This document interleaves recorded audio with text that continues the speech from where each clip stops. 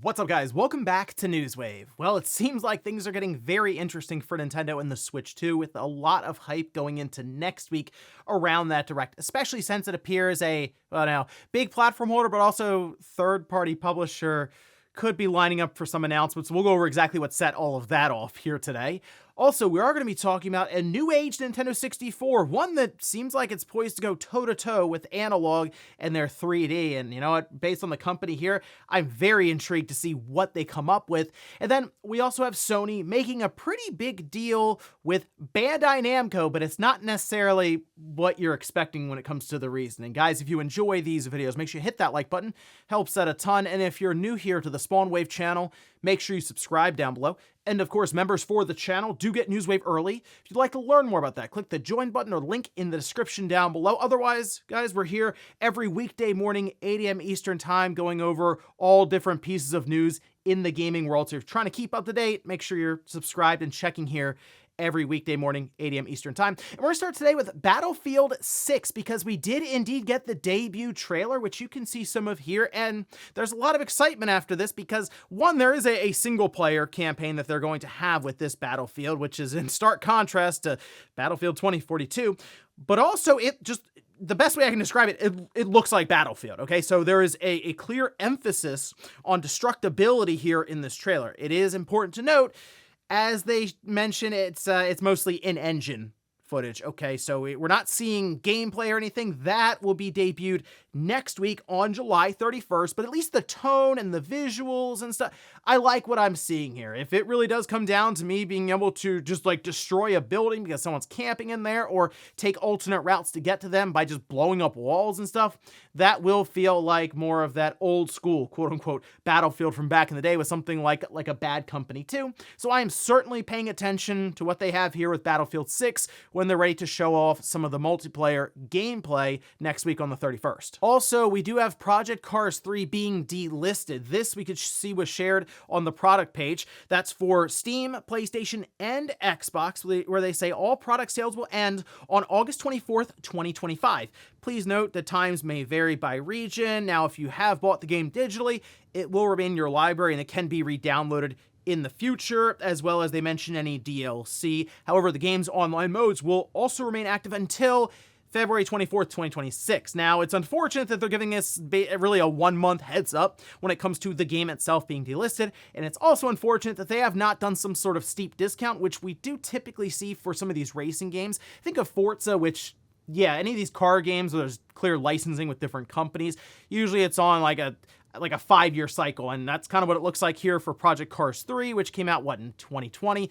So I'm hoping they decide to put this thing on like 90% discount for the last week or two before it's delisted. And also keep in mind, I mean, with the all-digital future for these games, if there's no physical version of something like this, like far off in the future, then that's it. It's just kind of snapped out of existence, and you have to hope that you have it in your digital library to re-download. Otherwise, well, you just missed out on it. Oh, and as I mentioned, there's a lot of anticipation going into next week for the Switch 2, with a lot of it coming down to even third parties participating here finally. It seems like they're holding off on a lot of announcements, and one of those could be the newest Assassin's Creed. Now, this we can see was shared with investors by East Guillermo, where he says, on Assassin's Creed Shadows, it had a very good start, and we have lots of things that are going to come soon. We have an expansion that is coming before the end of the quarter, and we also have some new versions that will come to other machines.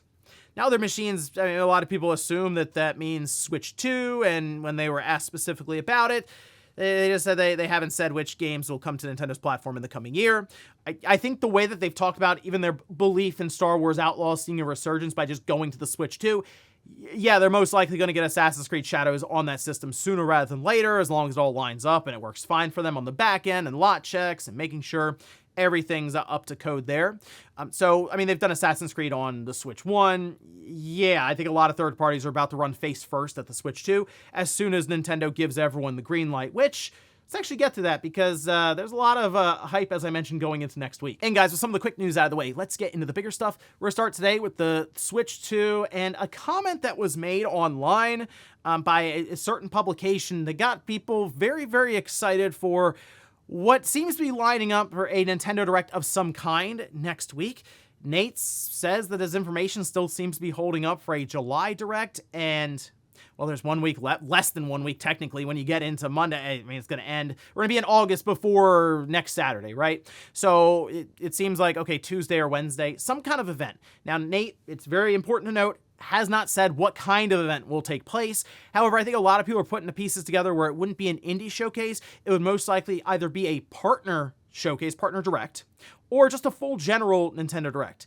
And even on top of that, I think a general Nintendo Direct makes sense because there are still many titles that Nintendo themselves need to date, which we'll get to here in a minute. First, though, let's talk about the one sentence that seemed to set off social media, and it's coming from Christopher Dring. We can see this, though, over on their official website. That's with GameBusiness.com. They simply say Xbox is expected to announce more game ports to other platforms, including Nintendo Switch 2 and PS5 in the coming weeks. So it is important to note that he's mentioning both Switch 2 and PS5.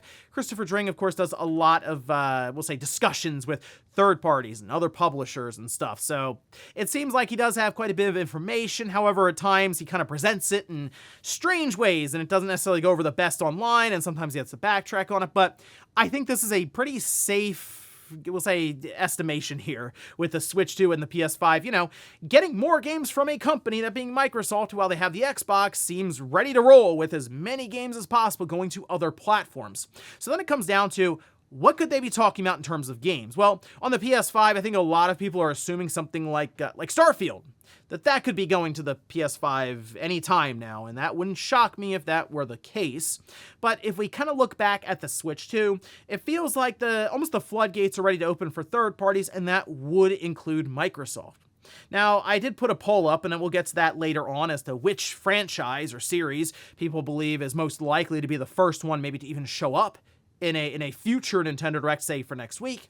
I mean, just going down the list of titles that people are throwing around, Sea of Thieves, anything from the Halo franchise, and I mean, it could be Master Chief Collection, could even be Halo Infinite. Maybe there's like, hey, you know what, it's free to play, we'll just move it over and see what happens with the multiplayer. Gears of War, we do have Reloaded coming up, they could see that. Forza Horizon has been incredibly popular everywhere Microsoft has put that game. In fact, on the PlayStation, it is apparently the leading game right now on the PS5 for this year. We have Avowed, Doom the Dark Ages, Grounded 2, Indiana Jones, South of Midnight, Starfield, Call of Duty Black Ops 7. It seemed like that was lined up for this year. We haven't seen a rating for the Switch 2 yet, but as we know with Nintendo, they like to hold off for third parties, it seems, just based on what's being discussed, for their own reveal to hype it up and make a big thing out of it.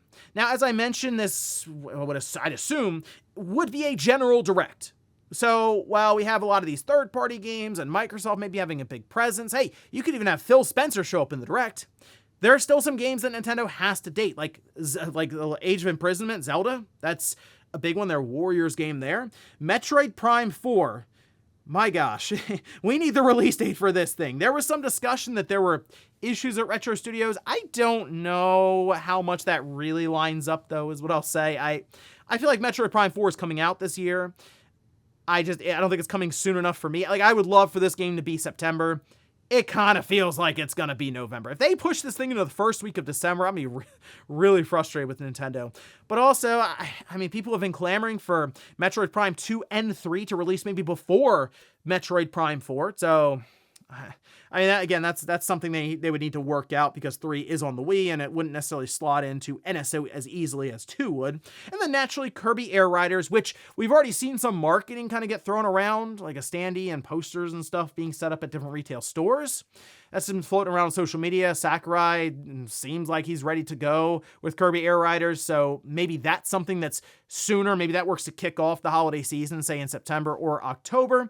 But again, Nintendo is starting to set up their holiday season, and I kind of feel like we know about all the big titles right now.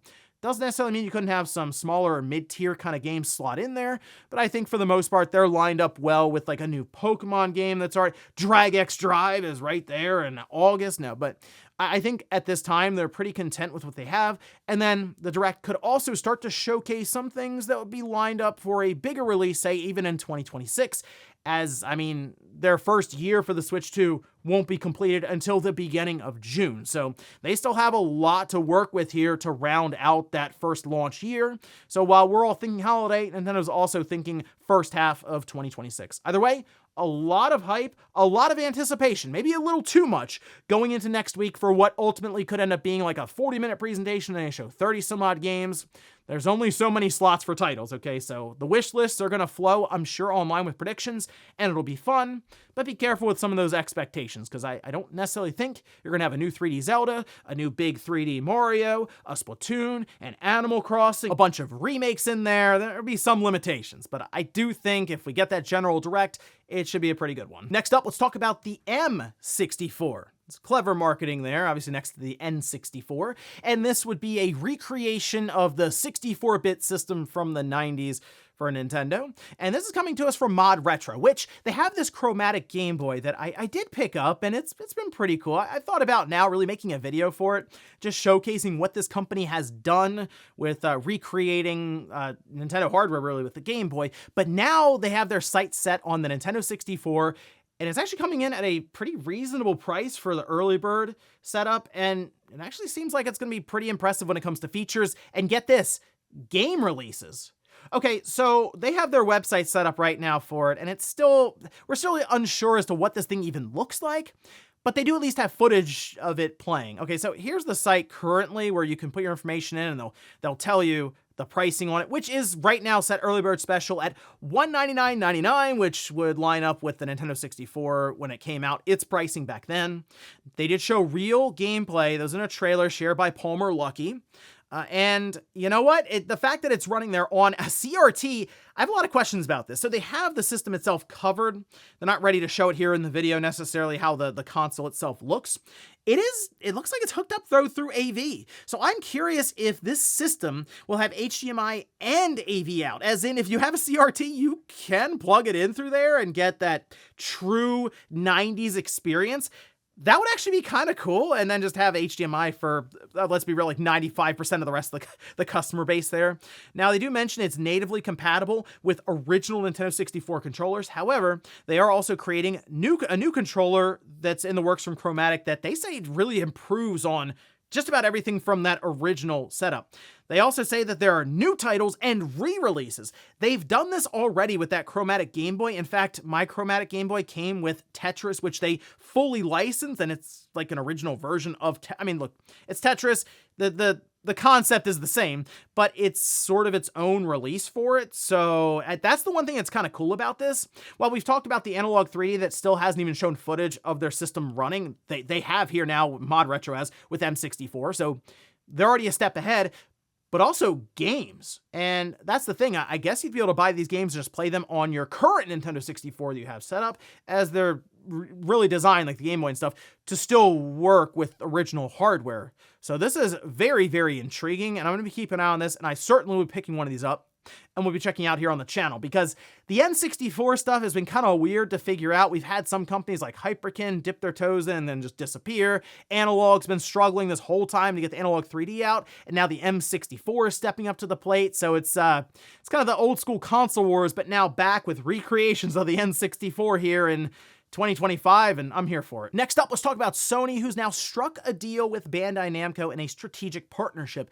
This we can see in a press release, where they say Bandai Namco and Sony today announced the signing of a strategic business alliance agreement. Sony has agreed with existing shareholders of Bandai Namco to acquire 16 million Bandai Namco shares held by those shareholders for approximately 68 billion yen, or $462 million. With the acquisition of these shares, Sony will become a shareholder holding approximately 2.5% of the total issued shares of Bandai Namco. You might be wondering, okay, what's the deal here? Why would they be doing this? I mean, clearly, Sony has an interest here in Bandai Namco, but injecting $462 million into that company through way of shares, well, they say through this business alliance and Sony's investment in Bandai Namco, as two of the leading Japanese entertainment companies, Bandai Namco and Sony will focus on expanding the fan community for IP such as anime and manga around the world and strengthening engagement, particularly in the anime field where rapid market growth is anticipated, while merging their strengths to create new and emotionally moving experiences for fans, and as a result of these efforts, maximize the value of IP. So this is the big move that Sony's been making, is just general distribution of anime and manga. I mean, they've really been positioning themselves after things like the Crunchyroll acquisition, and while I know we think of Bandai Namco heavily when it comes to just video games, that's typically what we cover, they have a pretty strong foothold in anime and manga, and Sony realizes this, and that's mostly what this partnership would entail. And that's the thing. There is still a ton of growth, as they mentioned, that's projected in that sector with anime and manga. So it makes sense why they would make this move to, one, strengthen Bandai Namco, but also just to have a 2.5% ownership of a company that, if it does able to strengthen further through anime and other aspects there, and even mention merchandising, all this stuff that Sony can help to handle, then it makes sense to plant your money there and let it grow over time rather than even, I mean, I hate to say it, investing $462 million into developing a game. It'll actually probably do better over time investing in things like Bandai Namco. I mean, really, that's like a little more than the price of Concord. And we saw what happened there. Okay, so Concord aside, it makes sense from a business angle. It might not be the most exciting thing to hear when it comes to investment of money into something like this for just the anime and manga angle, but that's just kind of the way Sony works. They are more than video games. I know a lot of it does hinge on PlayStation, but they have a lot of other stuff they're focusing on too. And in our last bit of news, let's talk about the Famitsu sales charts. This would have covered last week for the Donkey Kong Bananza launch at retail in Japan. And let's take a look at the top 10. Starting with Mario Kart World, which it's going to make sense that Mario Kart World is consistently going to be topping these charts, especially as long as that bundle with the Switch 2 is in stock, and that seems to be the case here again. 130,537 units moved there. Donkey Kong Bonanza, though, coming in at number 2, 127,905 units. That is a really good opening for Donkey Kong Bonanza. Again, it's limited in the sense that there are 1.7 million Switch 2 systems out there. And in this case, I think that's the best opening we've seen since Donkey Kong Returns back on the Wii in Japan. So strong start here for DK. And this is, again, a game I believe is just going to be one of those evergreen titles that we still hear is selling 5 or 6 years from now in those Nintendo reports where it ticks up 500,000 units in the course of a quarter or something. So DK Bonanza has a long road ahead of it, I feel like, in terms of sales. Tamagotchi Plaza is in there at 3. Then we have Mario Kart 8 Deluxe on the Switch 1, Animal Crossing New Horizons, Super Mario Party Jamboree, Minecraft at 7, Tamagotchi Plaza there for the Switch 2 at number 8, Patapon 1 and 2 Replay. And then we finish up with Hunter x Hunter, which unfortunately didn't have a great opening. That really just over 3,000 copies. Moving over to the hardware, the Switch 2 at the top, 152,165 units. Appeared they had a pretty good restock as it more than doubled the previous week's sales there in Japan for the system. The Switch 1, below that, 11,766. Still managed to sell more than the PS5 at 6,148, although it does have the price advantage by quite a bit over the PS5. Then you have the Xbox Series at 158 units, and the PS4 somehow still managed to sell 22 systems. So not shocking at all. Donkey Kong Bonanza, big game naturally for the Switch 2. I mean, really the biggest launch after Mario Kart World, which was there with the Switch 2 at launch when it came out at the beginning of June. Donkey Kong Bonanza doing really well, okay? And seeing the Switch 2 continue along here in Japan, with Nintendo still being able to stock more and more systems. I mean, it's creeping up now to that 2 million mark already in Japan. It is the fastest selling console in its first month officially there. It was able to top, I believe it was the Game Boy Advance that was the number one spot there until the Switch 2 just rolled right past it. But none of this should be surprising. Nintendo is very, very strong in Japan, especially coming off of a 35 million, at least at this time, probably end up being more before it's all said and done, for the Switch 1's generation. It's just kind of transitioning over to the Switch 2 and just sort of rolling along there in Japan. So expect to see the Switch 2 probably at the top of these charts for, be honest, years and years. And before we go to the comments of the day, we'll take a look at the poll that I posted up yesterday, where I ask, Their expectations that Microsoft will start moving games to Switch 2 soon. Which of these franchises do you think is the first one to go to Nintendo's new system? Okay, 38% just say Sea of Thieves. That makes sense. It's a live service game that's still current for Microsoft. It's still very popular.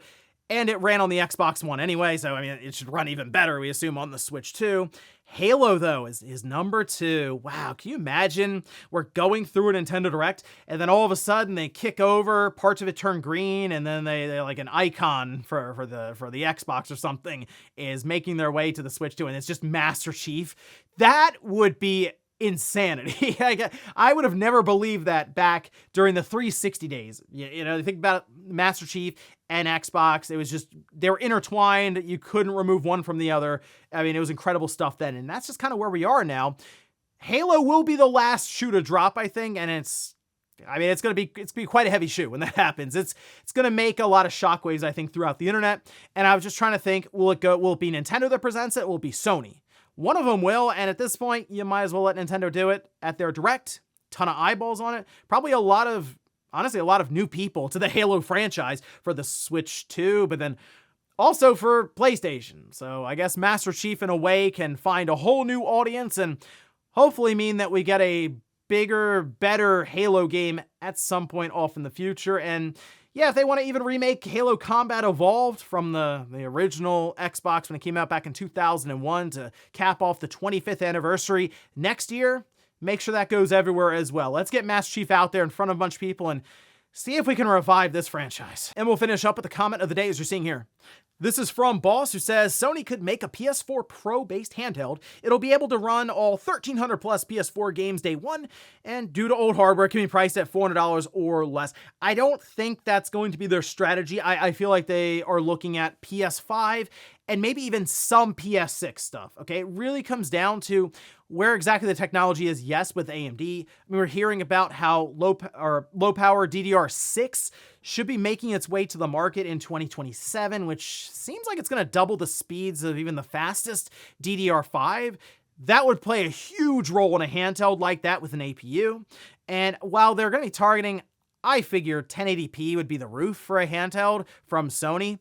I mean, who knows where they're going to go with this, because with the Vita and the PSP, they did go for more of like premium feel, bigger feet, like more power, better features. Like they did a lot with those systems in a smaller form factor. So I would assume they'd show up to the market with something very sleek looking, but also something very, very capable. And yeah, that might mean custom hardware. So I feel like they would probably look towards, let's get PS5 moving on this thing. There's probably going to be a long cross-gen period. So even if the handheld didn't necessarily line up with, say, the PS6, it'll still be playing games well into that generation. And then they'd probably move to, say, a new handheld. And I'm here for it. I think it'd be awesome to have Sony back in the handheld scene, just another company trying to do some innovative stuff with it, so we just get better handhelds as we go along. And ladies and gentlemen, that's going to do it here for Newswave. If you enjoyed this video, guys, hit that like button. If not, hit the dislike. Leave comments down below about everything we talked about here today. If you missed yesterday's Newswave, I'll leave it up here on a card. Or maybe you wanted to hear how that $80 price tag for games isn't necessarily going the smoothest right now, especially for Microsoft, as they had to, well, reverse back to $70 for an upcoming game. I'll leave that in a video right below it. Thanks, guys, for watching. Have a great weekend. I'll see you back here Monday morning, 8 a.m. Eastern Time for Newswave.